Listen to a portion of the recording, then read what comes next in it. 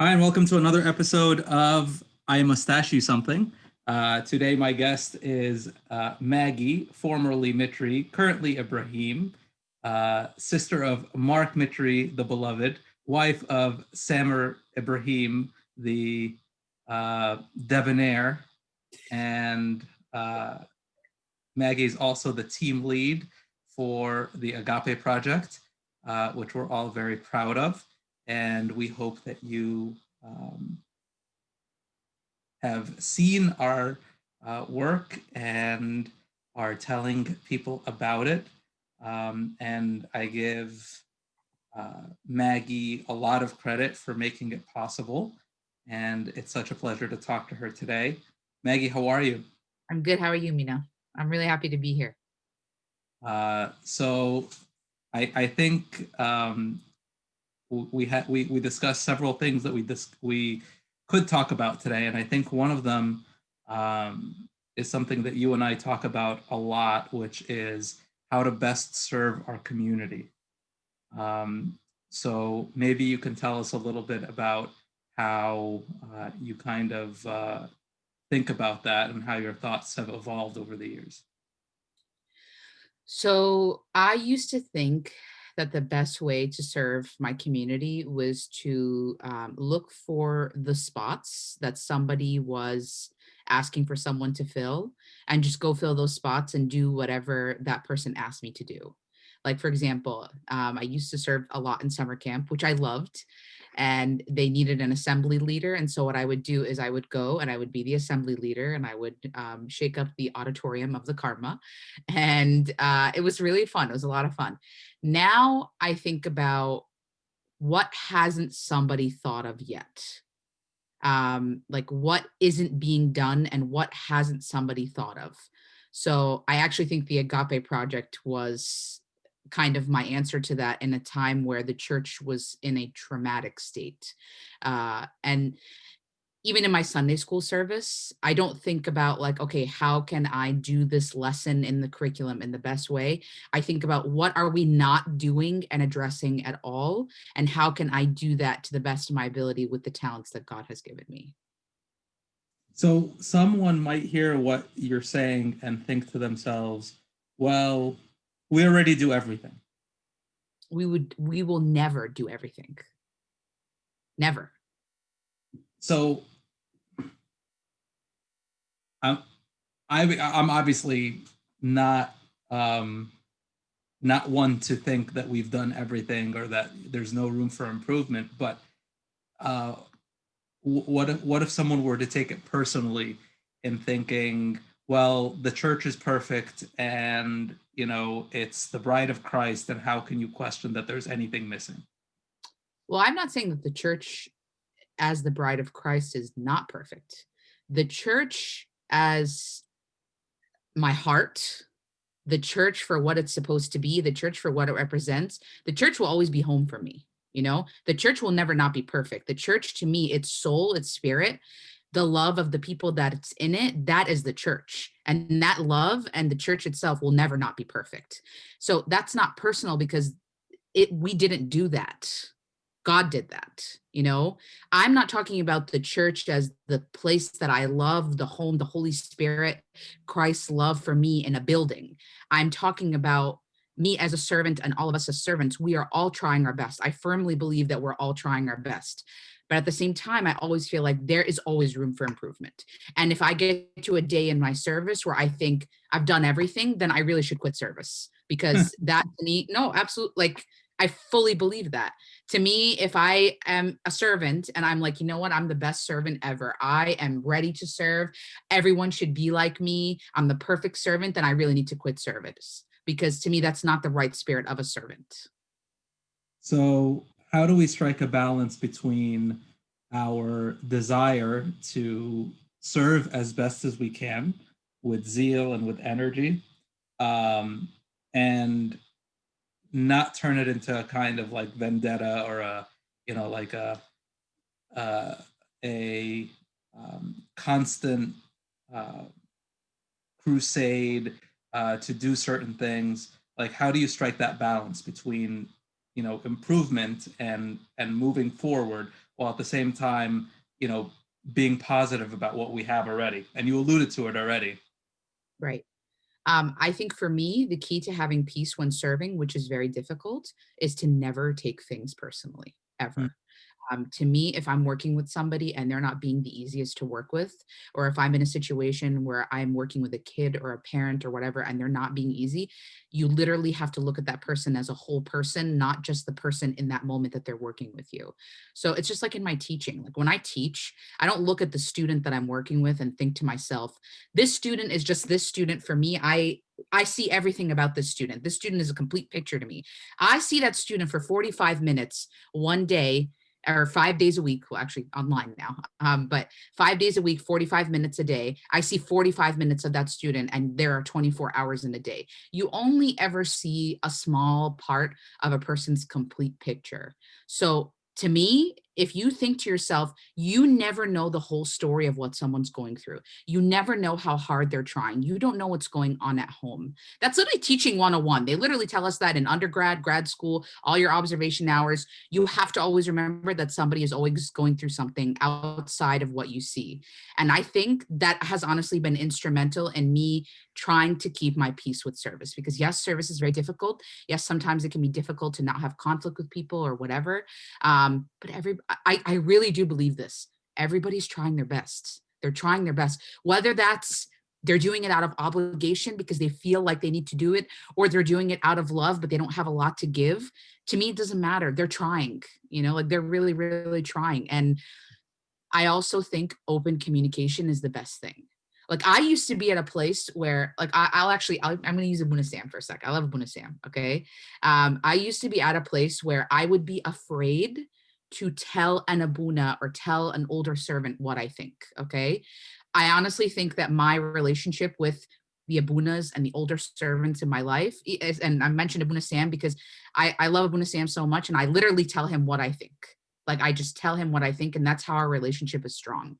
And I think that's really key. We can't look at um, older servants or abunas like they're this like untouchable person who I can't communicate with, because at the end of the day, they're people who want to take care of the church. So older servants are like seasoned servants who you work with.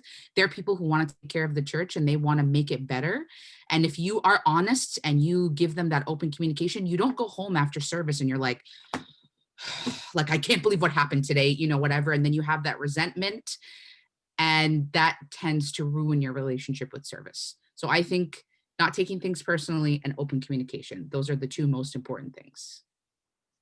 So we'll come back to the communication piece because I agree with you. I think that's like a huge, huge uh, piece of what um, makes for a healthy community and what makes for a healthy service is having healthy communication and healthy dialogue.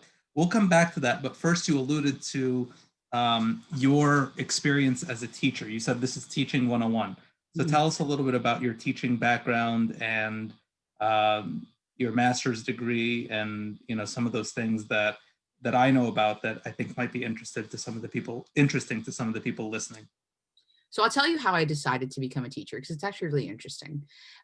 When I was in high school, it's really, really interesting. So when I was in high school, I was like, I'm going to be a therapist because I just feel like it's so cool to talk to people and just say, how can I help you? And I had just seen therapists and on TV, and I just thought they looked so wise and cool. And I wanted to be that. And my mom was like, okay, how much money you're going to make, yeah, literally. And so I went to school in a psychology degree. And I remember my senior year of high school, I was talking to my high school English teacher, who I really, really liked. Her name was Miss Lily. She was really lovely. And I was like, you have the coolest job. You just have the coolest job. Like you just like come here and you talk about books and you get to talk to kids and you get to help them form their brains. And she was like, well, you can do that. And I was like, yeah, but I can't. I'm Egyptian. Like I can't. No, I really I already told my parents I was gonna be a psychiatrist, because that's kinda half doctor and, whatever. I wanted to be a journalist before, but my dad was like, "مش هتعملي فلوس خالص."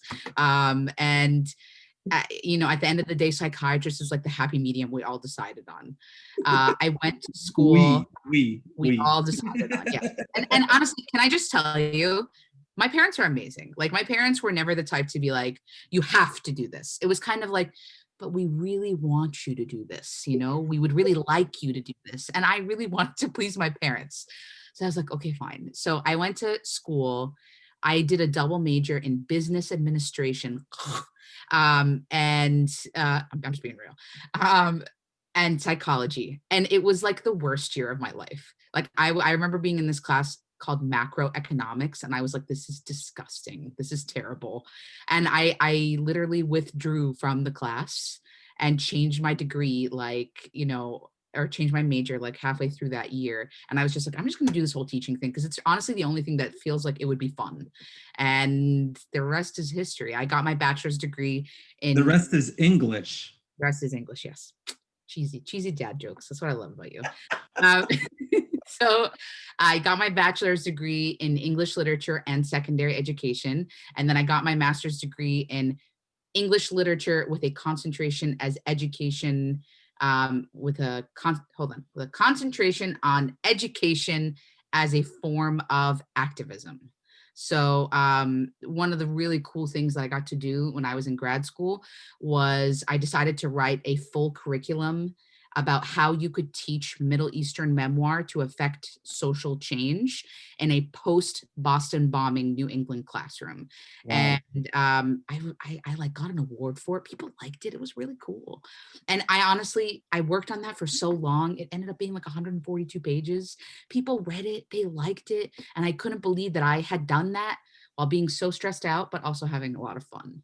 And then after that, and actually, while I was in grad school, I actually got to teach some classes at UMass Boston, which were really a lot of fun. And I got to teach some of that Middle Eastern memoir and use those classes as kind of my sample um, group, to kind of analyze the effects of teaching them Middle Eastern memoir, doing a pre assessment and post assessment of their prejudicial beliefs, and analyzing how the texts I chose changed their beliefs over the course of that year. And there was definitely change.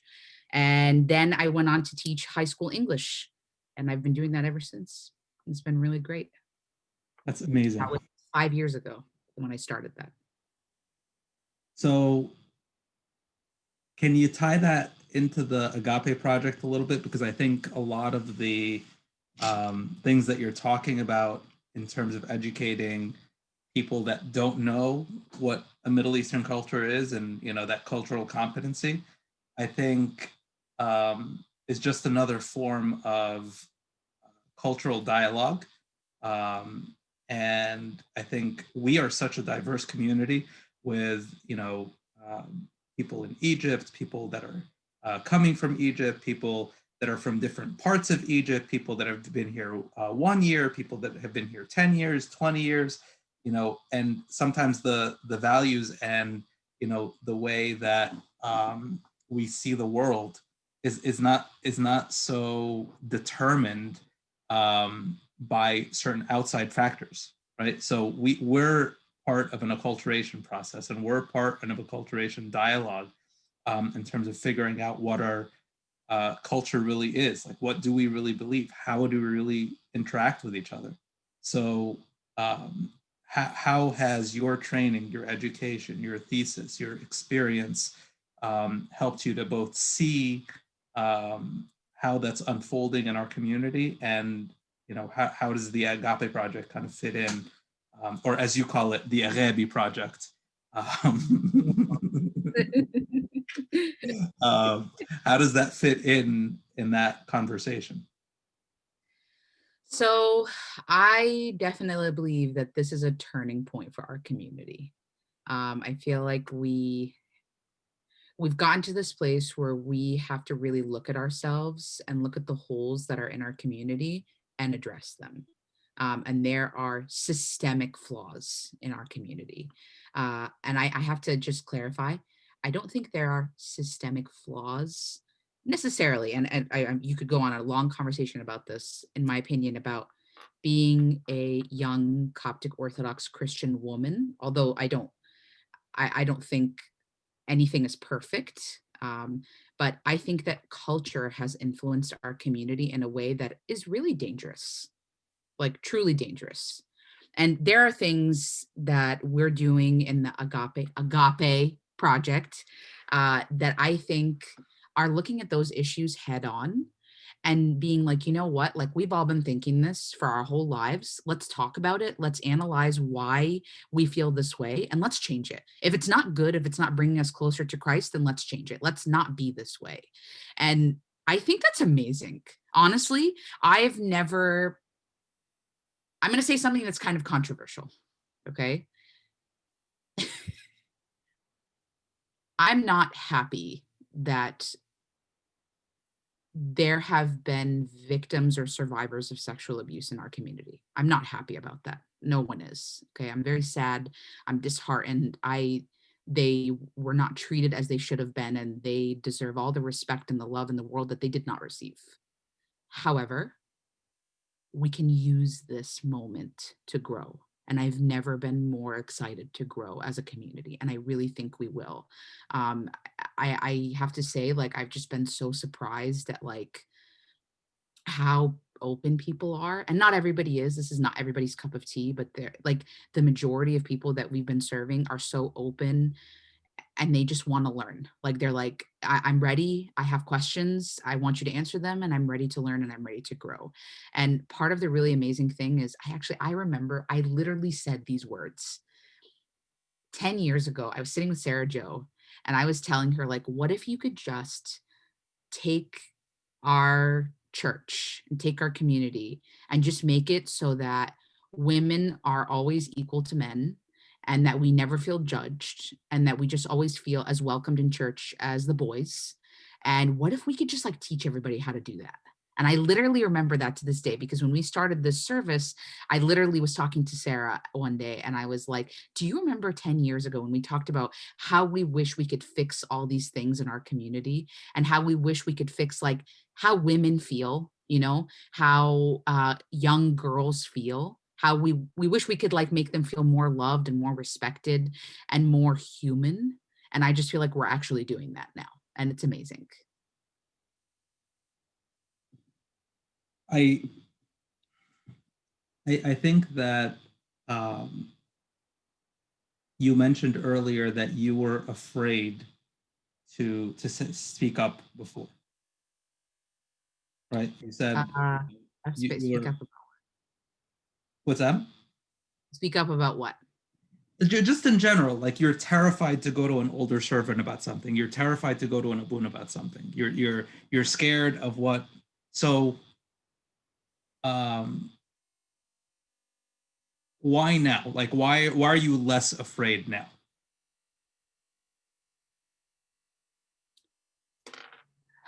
What has given you that voice now? That's a really hard question, you know. Honestly, being a mom, being a mom, because I look at her and I'm like, I don't care what I have to do to build a better world for you. I don't care. I will do it. I don't care. I will conquer all my fears. I will do anything for you. And that means seeing people for who they really are and not being scared of these societal pressures and being the one to speak up and go out there. Because if I don't do it for her, then who will? You know? And it just I am in love with consistently changing myself and forcing myself to grow for her sake. I will do anything for her. There has never been something I will fight for more. Like it's just so easy. It's so easy. And I just like I So, love her. so on the other side, there's fear on the other side as well, right? So you're saying we need um, a community that does a better job empowering women and giving them a place, and this this is not saying, oh, the women need to be priests and we want to go on the altar. Like no, No, no, nobody said that, no, right? not at all. I'm not saying that at all. Like nobody said that, right? Right. But I think there's a fear, right, that, well, once you say women are equal to men, and once you say that we need to encourage the women, that you've heard the slippery slope application, right? Of okay, and then It's just a matter of time before we're ordaining women priests, right? So just like you're afraid of saying something, and now you feel like, okay, you know, I have a responsibility to say something. There's Mhm, also people that are afraid of you saying something, right? mhm, Afraid of us changing something. mhm, And if we make a change, like if this pew moves 5 inches that way, then people are going to lose their faith and they're going to say, I thought that pew didn't go there. I thought it went here. Like, what happened to our church? We used to have a pew here and now we have it there, and I don't know what we're doing. mhm. So is change something that's justifiable in a traditional church? I think change is great. I think change is good, and I think change is necessary. Um, I think that people are afraid that we're just going to become like of the world, because to them it's like, oh my god, like in Egypt the church was perfect, but the church was never perfect. And I don't, again, we have to be able to separate the church as the love of Christ and the bride of Christ and the spirit and the love of what it is from the community, like people, the traditions. People think that the church was this perfect place in Egypt, and I'm not denying that it is going to be harder and harder to raise children in the church as the years move forward. And that's because of many things, because of the internet, because of social media. Everybody's aware of everything now. You can't really shelter people from things. And maybe you want to shelter them from some things, but maybe you shouldn't shelter them from other things. I think people are just so afraid that the Coptic church is going to become this watered down, Americanized entity that adapts all of these terrible, devilish things from American society. I'm sorry, but the church is not Egyptian and it's not American. Yes, Coptic means Egyptian. I know that. But orthodoxy, loving Christ, it's not an inherently and only Egyptian thing. It's not an inherently American thing either. It's just God. It's just Christ. It's Christ loving us and us loving him and using his love to serve other people. And I think that what I've learned the most in service is that if people are pushing against you about something, it's because they're afraid. They're afraid. It comes from fear. And I think that the best thing is to first recognize that. And second, try to alleviate their fears by showing them the positive things that change could bring. And I'm not saying that all change is good, but I'm saying that change can be good. And sometimes change is really necessary.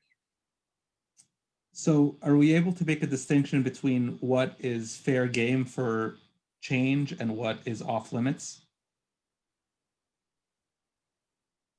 Uh, can you give me an example of what you mean? So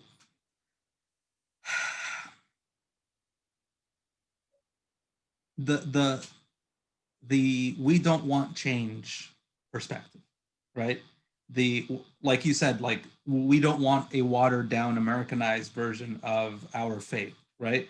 We don't want a sort of Coptic Reformation, that makes this something that is not our true faith, right? For sure there's a point there, right? For sure, like there's a kernel of truth there. Yes, it might be rooted in fear, and yes, it might be something that you know needs to be considered in reality, right? Like you said, like there's some things that we're not going to be able to protect people from, right? Mhm, Like we can't just say, oh, you're not allowed to do this, you're not allowed to do this, you're not allowed to do this, like end of story. And then be surprised when like people are exposed to all sorts of things that are quote unquote not inside our community, right? Like our community is perpetually interwoven, right, through society in a way that we're not going to be able to control people as well as we want to be able, or as well as some people want us mhm, to be able to, mhm, right? So given that position, right, there is still some merit to it, right? That there are some things that are unassailable, things that are core identities. And you've mentioned already our relationship to God, our faith. Um, are you able to outline what things are sort of essential and what things are sort of things that need to be worked through over time? I'm thinking of one big example, and I don't know if this is what you mean, but I'll try it anyway. Um, to me, Jesus Christ died for us. And the fact that communion heals us and it is medicine to us, that is an never changing truth to me. That's unchangeable. And if that concept ever changes, that's very hard for me to grapple with. Um, but little things that, again, I think are just like these little minor microaggressions against young women in our community. And these are things that are like tradition and that are rules in our church. For example, when I had Alexandria, I had to wait 80 days for her to be baptized and for me to be able to have communion. Do you have any idea how badly I needed communion in those 80 days? Like so badly. But yet young boys, they are baptized after 40 days, and the mother is allowed to have communion after 40 days. And the defense of that is that there's something in the Bible about how women bleed longer after having a child when they have a girl or something like that. It's not about the child, it's about the mom. That is absolutely not based on facts or science whatsoever. And I guess one could argue, how could a piece of Urbana change into the body of Christ? Like, that's beyond science also. That's a mystery. But I just feel like there's got to be some cultural connection to the fact that we have to wait longer to have communion after having a daughter versus having a son. And I mean, I think it's just it's like very archaic, and I don't like it. I don't think it's right. Um, did I did I have communion before the 80 days? No, I did not. Did I baptize Alexandria at 80 days? Yes, I did. So I'm not saying I'm telling everyone to go out and all those rules. I did not disobey that rule, but I'm not saying I agree with it. And there's a lot of little things like that that I don't agree with, and I'd be happy to see them change. And I'll mention this. Maybe I shouldn't, but I'll mention this. The very fact that women are not allowed to have communion when they are on their menstrual cycle. That's something that I constantly ask myself. If everything that we're doing is supposed to bring us closer to Christ, does that bring me closer to Christ? And there are people who will defend that, and they'll say, well, men don't, take communion when they do this or when they do that. That's not a thing that I choose. That's a thing that happens to my body that prepares my body one day to have a child. It's a blessing, actually, even though it feels like a curse. It's a blessing. It's a blessing. Yeah, So yes, it is. it is. It is. It's a blessing. When you have that, that means your body is preparing to one day make you a mother. So those little things, I would be happy if they changed. But the fact and the truth of, you take communion, the body and blood of Christ heal you and they strengthen you towards Christ. That's a truth to me that will never go away. That's not something that I think should change, nor do I think it will ever change. Hopefully not. So there's two things that, if someone is listening who, again, is potentially concerned, like, okay, Aizina Bawazuk Kanisa, like these people just want, to burn it all down and start over, and they have no respect and no regard for anything. They're gonna hear what you're saying, and they're gonna have at least I'm two, sure. I'm sure. right? One of those concerns is, what if people don't know the difference, right?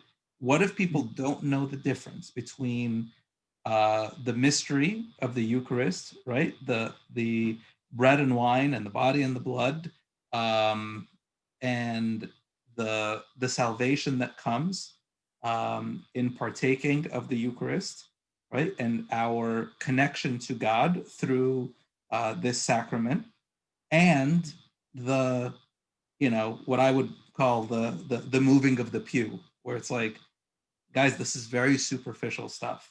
Mm. And I agree with you. I think, there's a lot of controversy over this 40 days, 80 days, like menstrual cycle. Like, okay, if we change anything, right? Like, just leave the pew where it is. Don't move the pew, because if you move it, someone's going to question all of their faith, Right. right?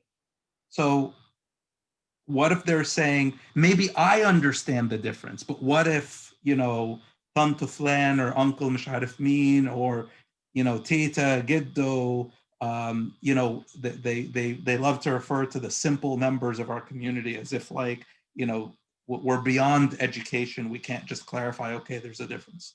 So how do you respond to that, where they say, well, someone's going to get confused and you're going to be a stumbling block for this person that gets confused if you change any of these things?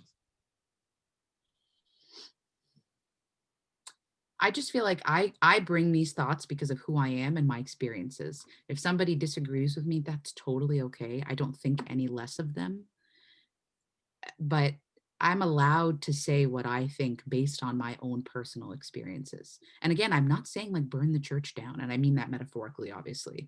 I'm saying God gave me the ability to think critically. He didn't say be a blind follower. He said question. He said think. He wants me to be an under like he wants me to be an informed follower. And so if I'm not questioning things and I'm not trying to understand them on a deeper level, like God didn't say like only love me and be Coptic and be Christian if you love every single thing about what you do. He actually says your life will be filled with suffering and it's going to be very difficult to be Christian. He doesn't say that it's an easy life, and I'm allowed to say what I think about those things. And if somebody says, well, how do you differentiate this or how do you differentiate that? Some people are just black and white. They need everything to be absolutely the same. And I live in the land of gray. I actually I cannot be an English teacher if I don't live in the land of gray. For me, actually, so Sammer, okay, my husband, I'll mention Sammer, okay. Sammer used to be a totally black and white person. He's a doctor. They often live in the land of black and white, because of the scientific. I mean, you're a doctor too, and maybe I you. don't know what you mean. Okay. I didn't literally just this morning tell everybody in the operating room that I'm black and white and that it's their fault that I used to be of this opinion and now they shifted me to this opinion and now I can't see it any other way because they've brainwashed me. And they're Right. like, why can't you just be flexible? I'm like, it's just not in me. Like Right. you've convinced me this way and now I'm here and like it always has to be that way. Right. So Literally this morning I had this conversation at work. some people live in this black and white. Like Sammer totally lives in this black and white, and I love him for it. He sometimes will say something, and I'm just like, you just made something made perfect sense. Like it makes perfect sense the way you described it. But sometimes I kind of bring him over to my point of view where he sees things in a it could be this way. It doesn't have to be this way. It depends on the situation. And that's why we're perfect for each other because we teach each other a lot of things. Um, if somebody is a black and white person and they need the church to be exactly how it's been for 1,000 years in order to comfort them um, from their fear of the world, I actually think that's a totally valid fear and a totally valid feeling. As somebody who is now a mother, I'm totally afraid of what the world is going to do to my child. Like, I have definitely had the conversation before with Sammer of like, maybe we should just homeschool her like forever, because I'm a high school teacher and I know what happens in high schools. I know, I'm aware, and we've definitely had the conversation of like, maybe I should just teach in the school that she goes to, whether that means, for 4 years or forever. But I just think all of these feelings are totally valid. It's okay for somebody to want nothing to change, but I also think it's okay for somebody to want things to change. And I think that the people who don't want anything to change need to welcome the people who want change, or else the church will fail. It will die, you know? So tell me more about that because that was the second like thing that I'm like, oh boy, like they're gonna call Abuna Sam and Abuna Mark. I can give you their cell phones by the way if you I have message me. I love them both. I mean, like whoever's listening, and they're like, we're gonna complain about these two. Like, how can Abuna Mark and Abuna Sam be involved with these people in this agape project? Like, this needs to be shut down completely. I can't believe they're talking about these things, right? Because not only do they not want the things to change, Mm. but they also don't want it talked about, Right. right? Don't ask this question again. The synod already discussed it a few years ago. They made the right decision not to change it. They're preserving the history of the church and the sanctity of the church. We don't talk about these things. It's none of your business. If you want to talk about it in the privacy of your home, I will maybe not be upset that you did that, but you're talking about it in a public forum, and you're brainwashing the youth, and you're making them feel bad about the church, and you shouldn't say any of these things. See, here's the thing. I actually think any youth that are watching this will appreciate the fact that we're being real.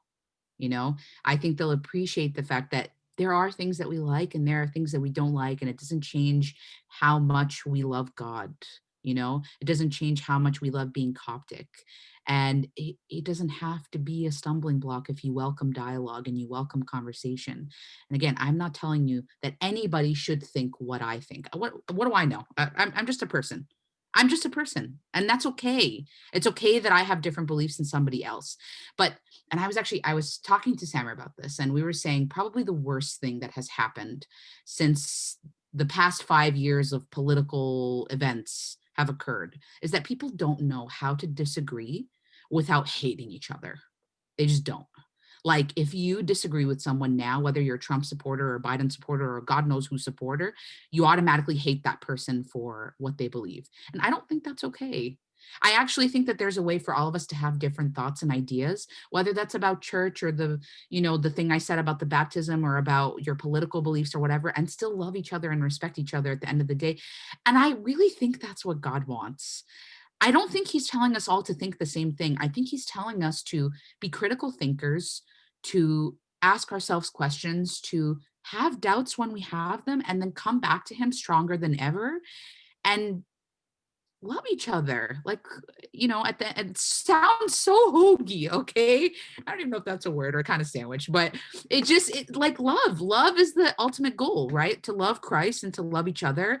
And if I disagree with you, Mina, about my thoughts about baptism or, women having their period, that's okay. And it doesn't mean that I'm right or that you're wrong or whatever. It just means these are thoughts that should be heard and respected, because to have a church of blind followers and, oh my God, you can't say anything, that's not real. It's like the military, like it's just like you just follow your commanding officer or whatever. But the church is not based on that. It's based on love. And that's why I told you, I now speak totally honestly to my fathers and any older servants that I work with, okay? Because in my opinion, they are people, they love the church, they love me, okay? I think I want to say Sam still loves me. Um, yes. They love us, they love the church, they love, you know, the children of the church, they want the best for the church. And at the end of the day, like everybody just wants what's best. That's it. It comes from love. It doesn't come from a bad place. So I suppose now that we're winding down, and we still haven't heard the tagline, this is the point in our conversation where I must ask you something. And I I guess, how do you love this way and communicate in this way and commit yourself to dialogue in this way when it doesn't always feel like A, it's welcome, and B, that it's reciprocated? I think creating boundaries is really important. Um, when you're at a place where your mental health is suffering because you are trying to create this dialogue and it's not being welcomed, take a step back and come back later. Say a prayer and ask God to help people hear you. Like before every one of our Agape Project talks, I always say a prayer that I will be able to listen well and fully to the people that we're trying to serve, and that people will be able to hear us and that their hearts will be open to listening. So, I think prayer is really important. I think creating boundaries is really important, and being able to take a step back and say, my mental health is suffering from this. I'll come back to this later when I'm feeling more whole.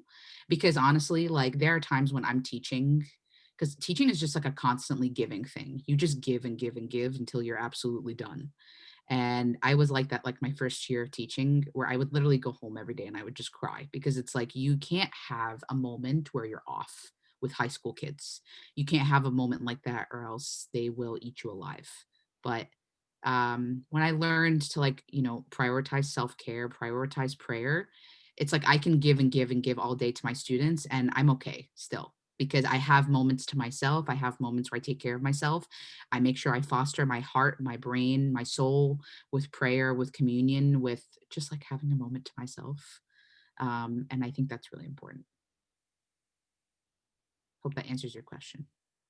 It does, and I think we underestimate um, the the toll that it can take um, to love, and I think we underestimate the gift that God gives us with God's love. And I forget who I was having this conversation with, but someone was like, we don't know what we're getting ourselves into being Christian, um, and there there's a lot of challenges that come with it. I actually it was just now you just said that, right? Sorry, the ADD. Like someone said something really brilliant. That's right. It was you, Maggie. It was you. Thanks. Um, so I think I as as by the way, I think you were looking for hokey, not hoagie, but Yes, yes. Whatever. Okay. Maybe I have sandwiches on my mind. Whatever. as hoagie as it may be, love really is the answer, right? It's both the answer of how we should behave and how we are fueled to continue behaving that way. It is both the input and the output. Right. And if at any point in time our dialogue and our conversation becomes lacking in love, I think you said it really well. Like you just take a step back, recenter, go back to God, go back to your prayer, and try to figure out kind of where the way was lost. So, was it something that you did? Was it, sort of not reciprocated? Like kind of like a revisiting of what happened. Um, but I also like what you said about like not just giving up, right? You don't just walk away, pray, and then you know go find something else to do. That commitment to say, okay, I'm I'm always going to be loved, so I always have a responsibility to love. Mhm. That's a challenging thing. So thank you for, as always, sharing your wisdom with me, and I'm grateful that this time uh, we were able to share your wisdom with others, um, and I am grateful for your time. Do you have any closing words for us? Um, no, I would love to have some wisdom here, but I really don't. I'm just thinking about hoagies now. Like, Yeah, it's lunchtime, and yeah, maybe hoagie is more helpful right now than hokey. yes. So Nina, thank you for having me. It was really a lot of fun talking to you, as always. thank you, Maggie, and thank you everyone for listening.